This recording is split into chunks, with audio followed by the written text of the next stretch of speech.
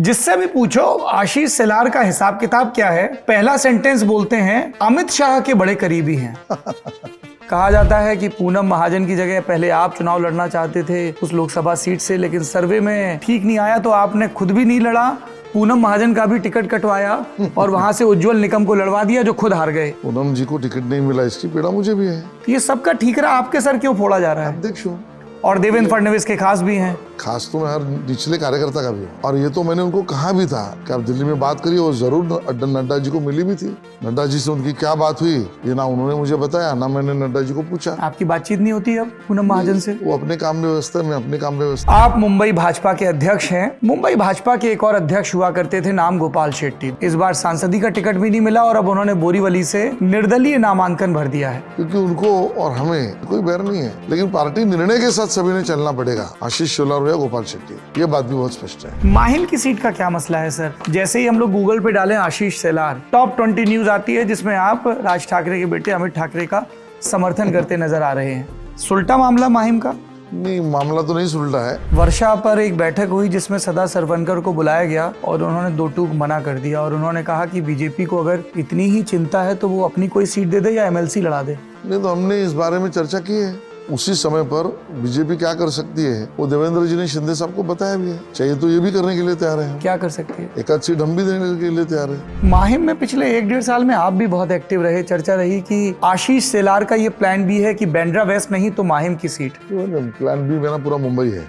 एक और कैंडिडेट हैं जो कंटेस्ट तो करना चाहते हैं और कर भी रहे हैं, फॉर्म भी मिल गया, लेकिन आप उनका बहुत विरोध कर रहे हैं, नवाब मलिक। भारतीय जनता पार्टी उनका काम नहीं करेगी। हमारे विश्वविख्यात प्रवक्ता पत्रकार पोपटलाल 9 बजे उठते हैं, उनके सामने चैनल लगते हैं। आप संजय राउत की बात कर रहे हैं? आपने पहचान लिया, मैंने तो नाम नहीं लिया। उद्धव जी एक बहुत अहंकारी व्यक्ति है और उन्होंने इस प्रकार की कटुता राजनीति की पैदा की, वो उद्धव जी ने की। चुनाव नहीं हो रहे हैं बीएमसी के, क्या वजह है? उद्धव ठाकरे।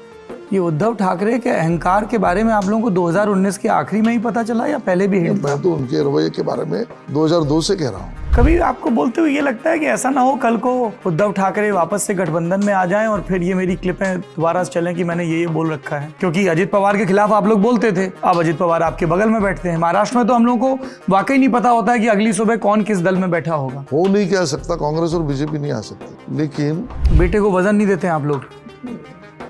हमने बच्चा समझ के तो उसको सपोर्ट किया था, तो हमारे कारण ही तो वर्ली में जीता। आज भी अकेले लड़ने की दम नहीं। वैसे आप और शरद पवार एक दूसरे के राजनीतिक प्रतिद्वंदी हैं, लेकिन जैसे ही क्रिकेट एडमिनिस्ट्रेशन आता है आपकी और शरद पवार की दोस्ती का कोई ठिकाना नहीं दिखता। मुंबई क्रिकेट एसोसिएशन में हमने विशेष रूप से पॉलिटिकल पार्टी कभी नहीं लाई और पवार साहब ने भी नहीं लाई। इतना कॉपरेशन की अपने कैंडिडेट संदीप पाटिल को हटाकर देवेंद्र फडणवीस के कैंडिडेट अमोल काले को सपोर्ट कर दिया।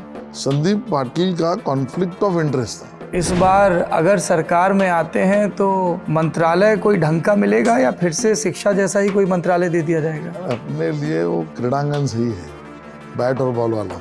मंत्रालय में कुछ नहीं है। मराठा आरक्षण को लेकर अभी हम कहाँ खड़े हैं? अब मनोज जरांगे पाटिल को संतुष्ट क्यों नहीं कर पा रहे हैं? उनकी संतुष्टि का मापदंड क्या है वो तो कभी जनता को बताया है। जिसने मराठा आरक्षण दिया नहीं उस शरद पवार से वो संतुष्ट है। जो आशीष सेलार के हित की चिंता करते हैं वो ये कहते हैं कि he is a potential chief minister candidate. क्या आशीष सेलार मुख्यमंत्री पद की आकांक्षा रखते हैं? देवेंद्र फडणवीस को आपसे खतरा महसूस करना चाहिए?